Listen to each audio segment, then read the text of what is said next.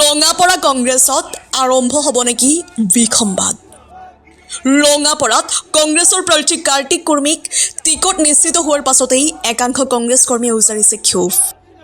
ৰঙাপৰাৰ অন্যতম কংগ্ৰেছৰ টিকট প্ৰত্যাশী গিৰীন্দ্ৰ কুমাৰ ভূঞাৰ টিকট কৰ্তনৰ পিছতেই এনেদৰে ক্ষোভত ফাটি পৰিছে এইসকল কংগ্ৰেছ কৰ্মী।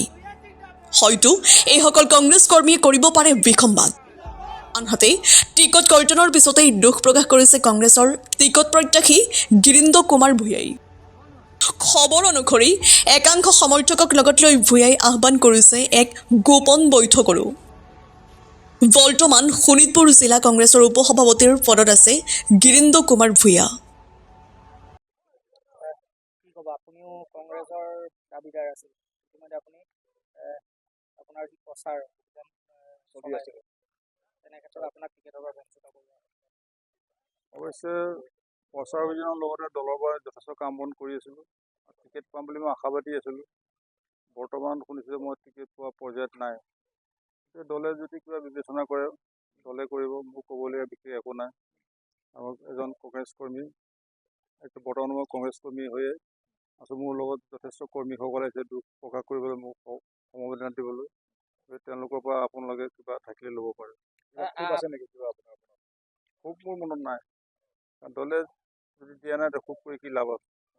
কৰ্মীসকলৰ ক্ষোভ আছে, তেওঁলোক আহিছে, আগবাঢ়ি আহিছে। তেওঁলোকে মোক মোৰ দুখৰ সমভাগিনী হ'ব আহিছে। ভৱিষ্যত আপোনাৰ পৰিকল্পনা কেনে হ'ব পাৰে? বৰ্তমান মই কোনো সিদ্ধান্ত কৰিব, মোৰ মানে গাত শক্তি নাই বৰ্তমান। আৰু মই মানে নিজকে ষ্টেবল হ'ব পৰা নাই। গতিকে দুখ আছে, দুখ যথেষ্ট থাকিব। কাৰণ আজি ইমান দিন কাম কৰিলোঁ। গোটেই ৰঙাপাৰাত কংগ্ৰেছ বুলি কোনো বস্তুৱেই নাছিলে। কংগ্ৰেছ বুলি নাছিলে এই 15 বছৰ। ইয়াত কোনো চেল নাছিলে, কোনো সংগঠন নাছিলে, গোটেই চেলবোৰ মহিলা কওক, ইউথ কওক, ST চেল কওক, আমাৰ ST চেল, ট্ৰাইবেল মৰ্চা, নেপালী মৰ্চা চব খুলি পেলাই আজি এই পৰ্যায়ত পালোঁহি। শেষত শুনিলে মই টিকেটটো মোৰ পৰা বঞ্চিত হৈছোঁ। গতিকে দুখ লাগিছে। দুখটো প্ৰত্যেক ব্যক্তিয়ে লাগিব, স্বাভাৱিক। দলত জইন কৰিব নাই, বৰ্তমানলৈকে ভবা নাই। বৰ্তমানটো মই আছোঁ জেগাতে আছোঁ, নিজৰ জেগাতে আছোঁ। কংগ্ৰেছ দলৰহে কাম কৰিব, এইটো কৰিবতো লাগিবই কংগ্ৰেছ কৰ্মী হিচাপে। কিন্তু মই বৰ্তমান কোনো পৰিকল্পনা কৰা নাই। মই বিসম্বাদ হ'ব পাৰে নেকি? বিসম্বাদটো হ'ব লাগে নালাগে মই সিমান কথা ক'ব নোৱাৰিম। কৰ্মীসকলে যথেষ্ট দুখ কৰিছে। তেওঁলোকে অৱশ্যে এনেকুৱা কেণ্ডিডেট মোৰ নিচিনা ব্যক্তি তেওঁলোকে আজিলৈকে ৰঙাপাৰাত পোৱা নাছিলে। সেইটোৱে দুখ কৰিছে যে আপুনি ইমান সহজ ব্যক্তি এজন ইমানখিনি কষ্ট কৰিলে, ইমান বিভোগ কৰিলে, সেইটো আমাৰ বেছি দুখিত। গতিকে আমি এতিয়া কি কৰোঁ, মই তোমালোকে কি কৰা তোমালোকৰ কথা। বৰ্তমান মই একো কাকো ছাজেশ্যন দিব নোৱাৰোঁ বুলি ক'লোঁ। কিহৰ বাবে নিদিলে বুলি ভাবে? মই একেবাৰে বুজি পোৱা নাই কথাটো কি কাৰণে নিদিলে। কাৰণ মোৰ দলে যিখিনি দায়িত্ব দিছিলে, যেনেকৈ কাম কৰিছিল সকলো কাম মই তেনে নিয়াৰিকৈ কৰি আছিলোঁ, A to Z। তাৰ মাজত শুনামতেতো মই 1 নম্বৰত আছিলোঁ, কিবা ছাৰ্ভে মোৰ ভাল আছিলে, সকলো ভাল আছিলে। আৰু দলে আমাৰ গৌৰৱ ডাঙৰে যিখিনি বিচাৰিছিলে মোৰ পৰা, সেইখিনি কাম সকলো মই ফুলফিল কৰি দিছিলোঁ। বুথ কমিটিৰ পৰা কওক, ৰাজহুৱা সভা কওক, ৰাজহুৱা মঞ্চ কওক, সকলো মই যোগাৰ কৰি দিছিলোঁ বা কৰি দিছিলোঁ। নিদিয়াৰ কাৰণটো মই একেবাৰে সম্পূৰ্ণ জ্ঞাত নহয় কি কাৰণে নিদিলে। কিবা বেমেজালিৰ সৃষ্টি হৈছিল নেকি মাজত? বেমেজালি তেনেকৈ একো হোৱা নাছিলে। হয়, আজি আমি গিৰীন্দ্ৰ কুমাৰ ভূঞা কংগ্ৰেছৰ পাৰ্টিৰ কাৰণে আবেদন কৰিছিলে, কিন্তু পাৰ্টিয়ে তেখেতক টিকেটটো নিদিলে। আৰু যেনেকুৱা গিৰীন্দ্ৰ কুমাৰ ভূঞা আজি বাগান অঞ্চলক হওক, যিকোনো ক্ষেত্ৰত মানুহৰ লগত ওচৰ চাপি আহি আছিলে। আৰু তেওঁ মানে ৰঙাপৰাখন মানে এনেকা মানে এটা আনিছিলে, মানে বঁটা আনিছিলে, যাতে যে গিৰীন্দ্ৰ কুমাৰ ভূঞা আজি জিকিব অৱস্থাত আছিলে। কিন্তু আমি দুখিত, আজি তেখেতে বহুত আশা কৰিছিলে, কিন্তু তাৰ আশা পূৰণ নহ'ল। যিজন ব্যক্তি এতিয়া আজি টিকেট পাইছে, আশা কৰিছিলোঁ আমাৰ গিৰীন্দ্ৰ কুমাৰ ভূঞা পাব বুলি। কিন্তু আজি আমি দেখিব পালোঁ যে কাৰ্তিক কুৰ্মী ডাঙৰীয়া টিকেটটো পালে। আমি খুবেই দুখিত। যিহেতু তেওঁৰ আজি আহিলোঁ, কাৰণটো হ'ল যে তেওঁৰ আত্মা যোনটো এতিয়া দুখত আছে, এইটো আমি অলপ দুখৰটো হেৰি কৰিবৰ কাৰণে আহিলোঁ। আৰু আজি আমি ৰঙাপাৰাত একেবাৰে 10 বছৰ ধৰি হাৰিয়ে আছোঁ, 15 বছৰ ধৰি হাৰিয়ে আছোঁ। কিন্তু এই বছৰ আমি জিকিম বুলি এটা আশা আছিলে। এই জিকাটোতো এতিয়া আমি কি ক'ম, আৰু এইটো ৰাইজে গম পাব যে কি হ'ব কি নহ'ব।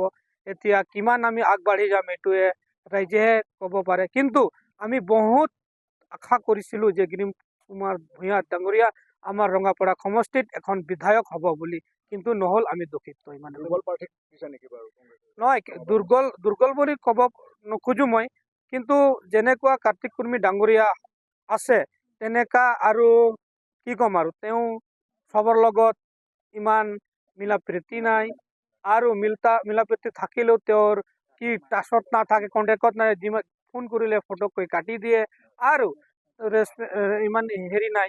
কিন্তু তথাপিও দলে তাক টিকেট দিছে, এতিয়া ৰাইজেহে গম পাব কৰ্মকৰ্তাৰক তাক কিমান মানে ওচৰ চাপি আহিব তালৈ, সেইটোৱে আমি আশাবাদী। ক'ৰবাত ভুল হৈ গ'ল নেকি বাৰু হাইকমাণ্ডৰ? নাই, হাইকমাণ্ডৰ নিশ্চয় ভুল হৈছে।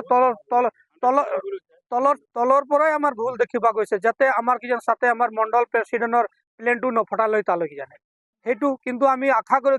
গিৰীন্দ্ৰ কুমাৰ ভূঞাক 1 নম্বৰত আমি দিছিলোঁ, 2 নম্বৰ অজয় তাঁতী, 3 নম্বৰ কাৰ্তিক কুৰ্মী।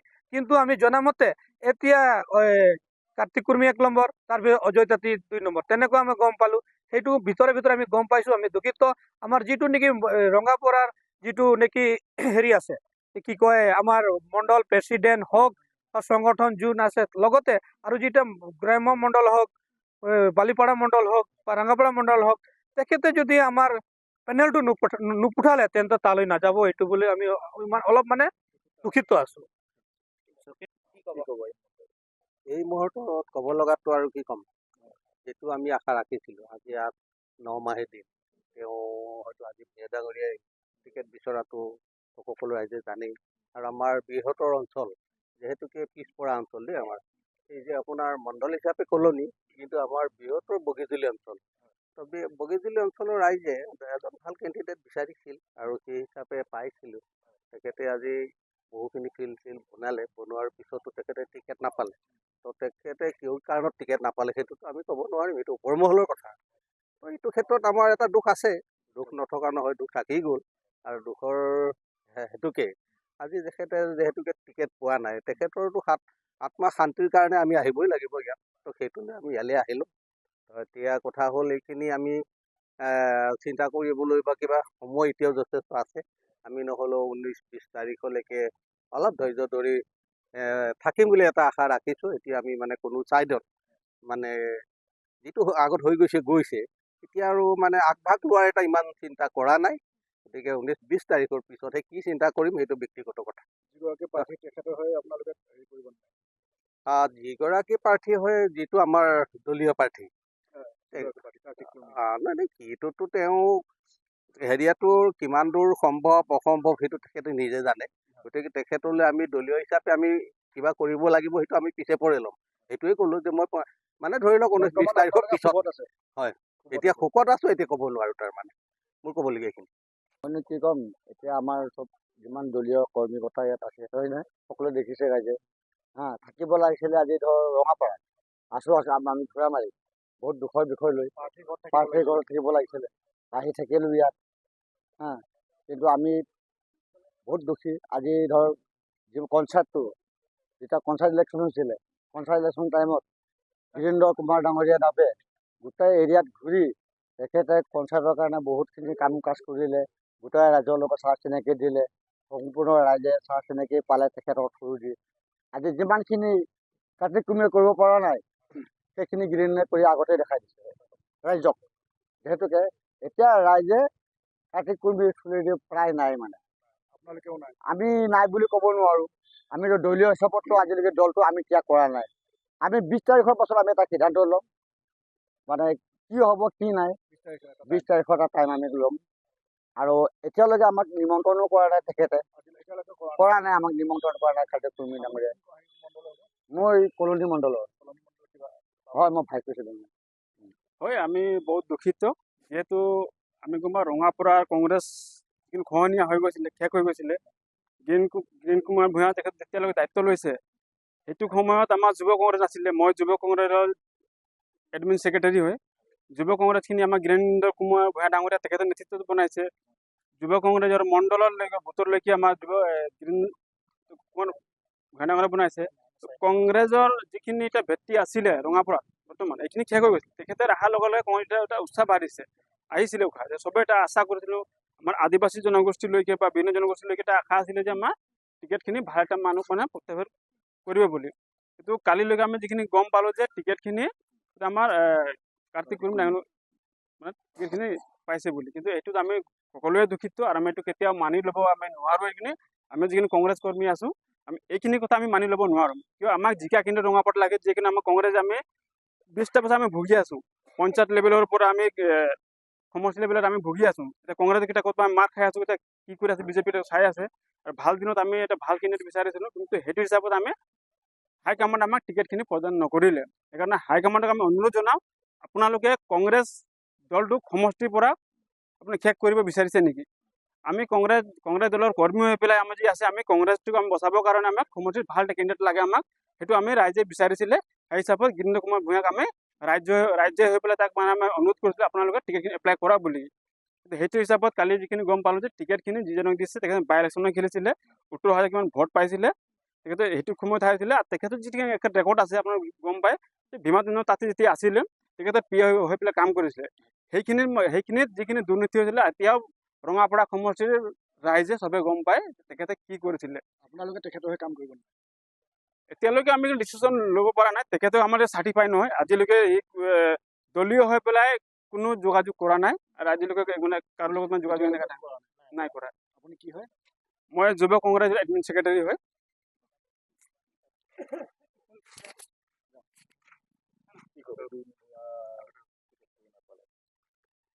চাওক, আজি 15টা মাহ হ'ল গিৰীন্দ্ৰ ডাঙৰীয়াৰ লগত লাগি থকা। তেখেতে টিকেটৰ পৰা বঞ্চিত বুলি কালি ৰাতি 11:30মান বজাত আমি নিউজৰ জৰিয়তে গম পালোঁ। কিহৰ কাৰণে বঞ্চিত হ'ল, কিয় বঞ্চিত হ'ল, সেইটোহে আচৰিত কথা। মানে এইটোতো বঞ্চিত হ'বলগীয়া কোনো কথা নাছিল।